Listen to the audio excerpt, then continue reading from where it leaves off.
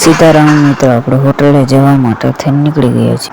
Finally આપણે હોટલે પૂગી ગયા છીએ અને ગાણું ઉતારવાના એટલે આપણે ગાણું ઉતારીને આપણે જવાનું હતું ચા દેવા માટે. ગાણું ઉતરી ગયો છે અને હું ચાનો કેટલો બધો નીકળી ગયો છે ચા જવા માટે. બપોર સુધી આપણે ચા દીધું.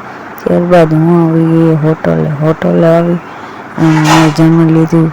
જમીને પછી હું સૂઈને ઉઠી અને પછી ગામમાં પહોંચીને રાઉન્ડ મારવા જવાનું હતું. હું નીકળી ગયો છું રાઉન્ડ મારવા જવા માટે. સાંજ સુધી રાઉન્ડ માર્યા. પછી અમે રાત્રે ઘરે આવતા હતા તો અમે જોયું કે રસ્તામાં કોઈએ આખલાને કોઈએ ઠોકર મારી દીધી હતી, જે તડપ્યો હતો અને તેના મોઢામાંથી લોહી નીકળતા હતા. એ મેં જોઈ અને અમારા તો કાળજા કરતા હતા. એટલે તમે પણ તમારું વાહન ધીમે ચલાવજો, કારણ કે એ બેજુબાન છે, બોલી નથી શકતા.